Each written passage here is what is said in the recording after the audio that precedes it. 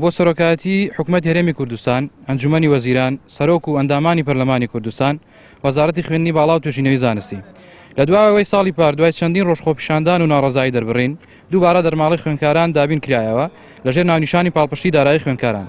بەداخەوە بۆم ساڵی خوێندن تا ئێستا هیچ برارێک نەدراوە بۆ دابینکردنی دەرماڵی خوێندکاران و لەگەڵ ئەوەی کە پرۆژە یاسای پێویست بۆ بە یاسایی بوون و جێگربوونی دەرماڵی خوێندکاران لەلایەن وەزارەتی خوێندنی باڵاوە ئاڕاستەی ئەنجومەنی وەزیران کراوە، بەڵام تا ئێستا نەخراوەتە بەرنامەی کاری دانیشتنی ئەنجومەنی وەزیران بۆ پەسەند نەکراوە. لێرەوە هۆشداری تون دەدەین بە هەموو لایەنە پەیوەندیدارەکان ئەگەر تاوەکو سێشەمەی هەفتەی داهاتوو وەڵامی خوێندکاران نەدرێتەوە برای دابەشکردن و بە یاساییکردنی دەرماڵی خوێندکاران نەچەسپێنرێت، دووبارە ناڕەزایی خۆپیشاندان لە سەرجەم زانکۆ پەیمانگاکانی هەرێمی کوردستان دەست پێ دەکاتەوە بایکۆتی هەوڵەکانی خوێندن دەکەین.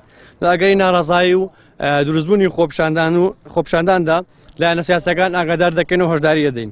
هیچ هێز و لایەنێکی سیاسی بەلایانی ئۆپۆزیسیۆنیشەوە بیلەوە نکاتەوە کە خوێندکاران و ناڕەزایی خوێندکاران بە هەند وەربگرێت بۆ مەرامی تایبەتی و سیاسی خۆیان، چونکە خوێندکاران زۆرەوە هۆشیارترن کە وەک ساڵی ڕابردوو لە خۆپیشانداندا لایەنە سیاسەکان و لایەنی مزایدەکار بۆ دەرنران. هەتاوەکو مانگی 6 ساڵی پار وەرگیراوە تا ئێستا، واتە لە مانگی 9 و 10 و 11 وەرنەگیراوە.